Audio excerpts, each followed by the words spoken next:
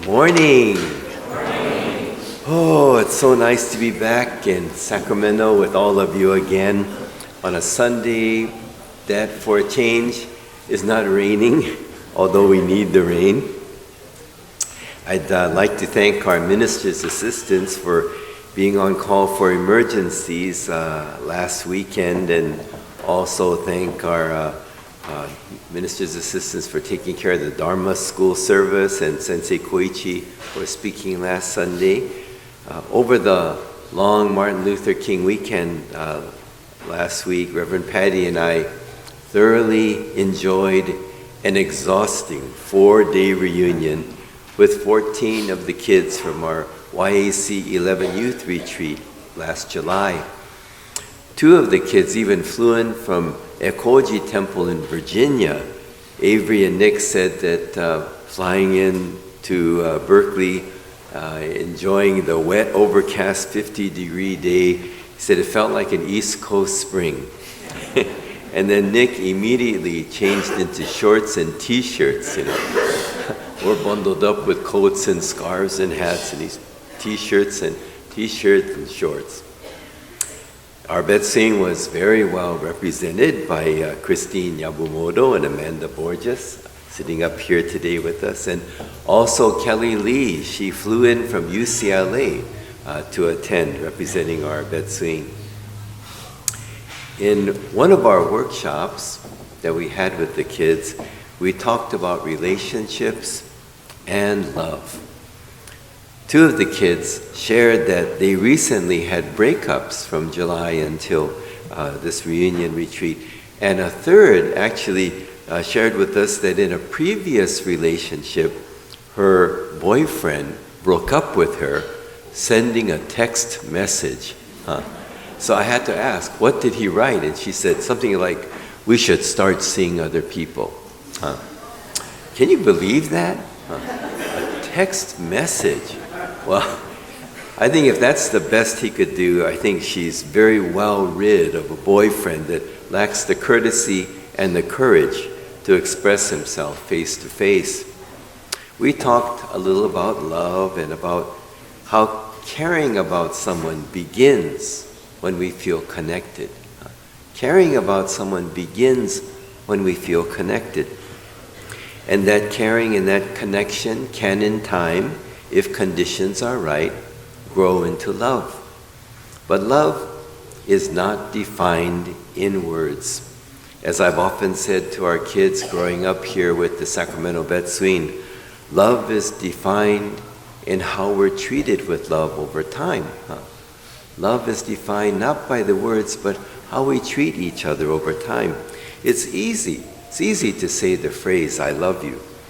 But it is how that caring is expressed in our actions that really defines and gives meaning to how someone may say they feel.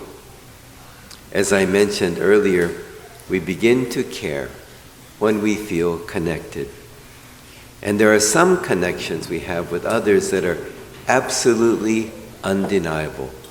And one of the deepest connections we can ever know is the bond of parent and child.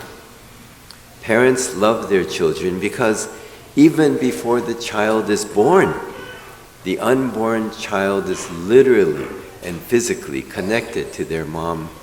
And once the child is born into the world, mom's and dad's love continues to grow. And our connectedness to our parents becomes, I think, truly unbreakable. Most of the kids here today hear their parents and grandparents say the words, "I love you," all the time. "Oh, I love you so much. Oh, you're such a wonderful son or daughter." But some of us here who have been raised in old-style traditional families, we may never have heard those words, "I love you," even once from our parents.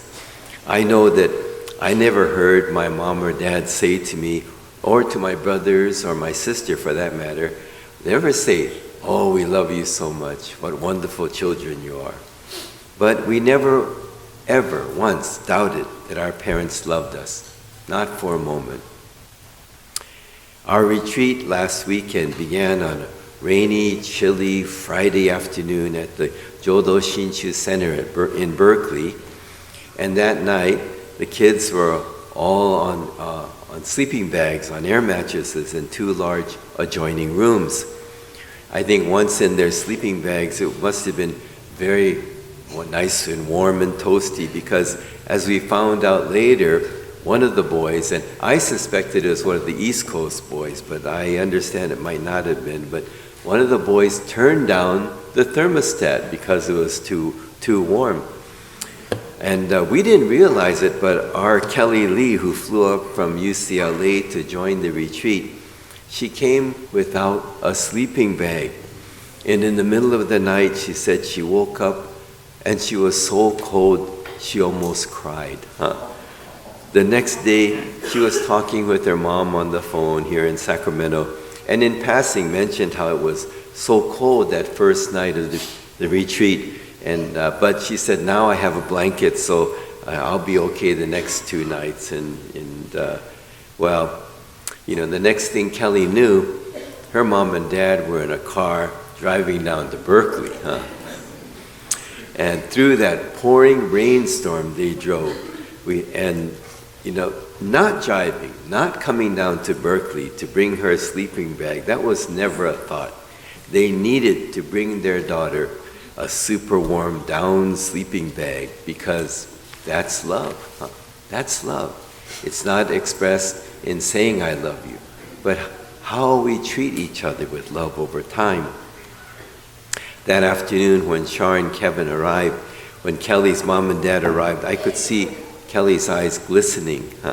She was almost in tears, not because mom and dad brought her her sleeping bag, which of course she really needed, but I think it's because she could not help but feel loved. When I asked her later, Kelly said, I wanted to cry when I saw them because I didn't think I would have a chance to see them this trip.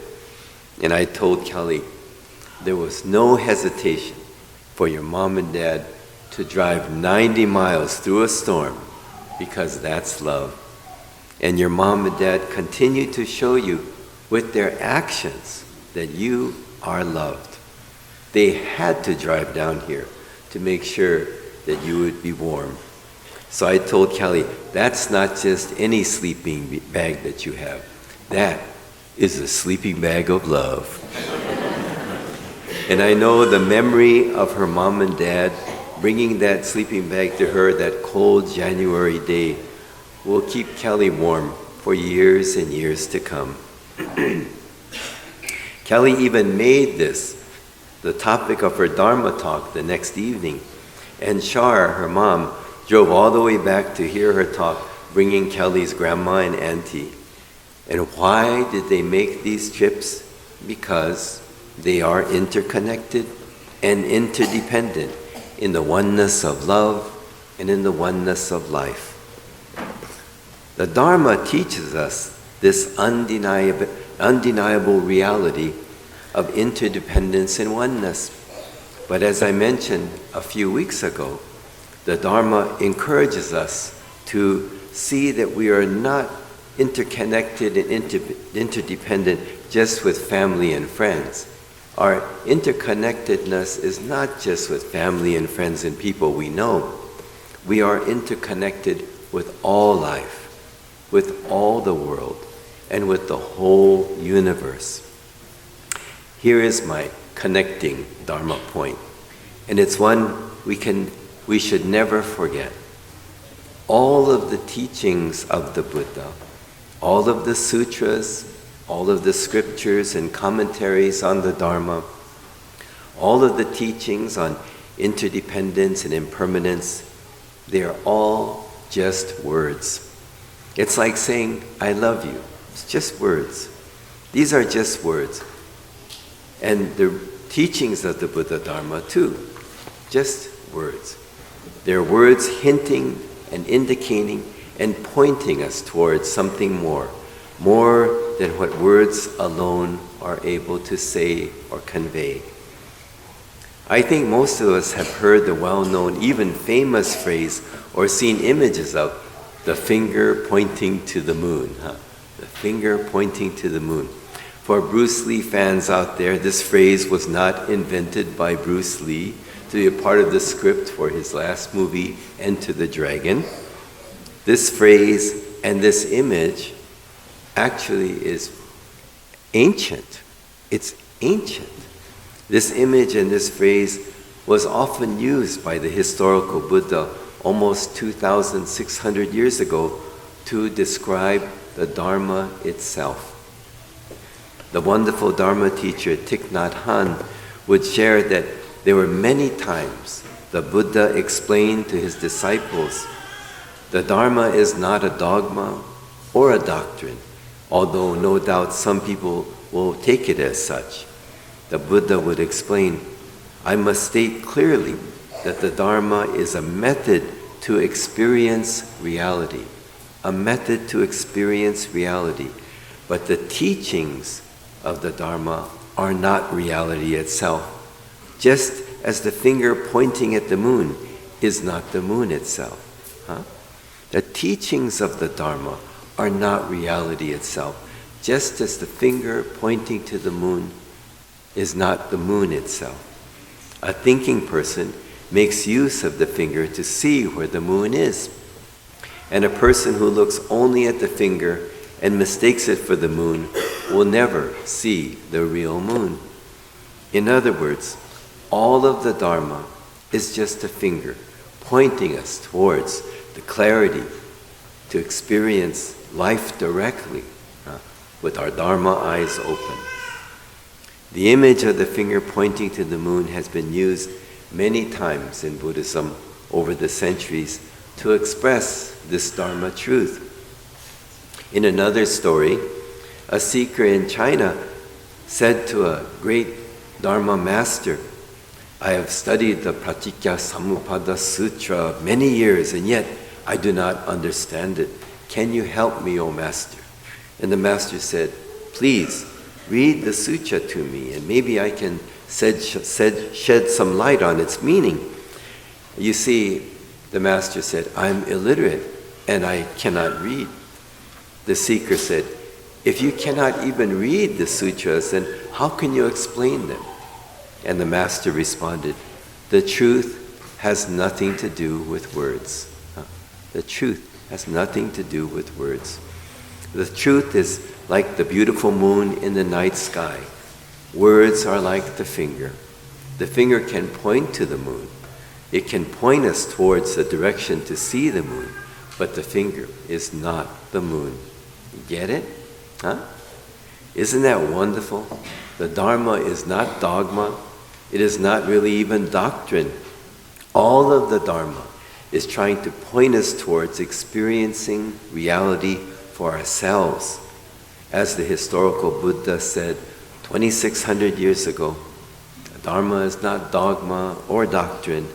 Dharma is not reality. Just as the finger pointing at the moon is not the moon. Just as love is not defined by simply saying the words, I love you. But instead, love is defined in experiencing how we treat each other with care over time. All of the teachings of the Buddha, all of the sutras and scriptures and commentaries on the Dharma are just words that are hinting and indicating and pointing us towards something more than the words alone can convey. The most eloquent words regarding both love and the Dharma are all just fingers pointing to the moon. So I hope you'll keep this very much in mind as we pursue the Dharma or as we pursue relationships of love. The Dharma and love not defined in words, but it's defined in how we treat each other over time with love. And the Dharma is defined by our experiencing ourselves, reality, with our Dharma eyes open. So I'd like to thank you for joining us this actually beautiful, very nice January Sunday morning. In closing, please join me in Gassho. Just as love is not defined by simply saying the words, I love you, all of the teachings of the Buddha, all of the sutras and scriptures and commentaries on the Dharma are just words, hinting and pointing us towards something more.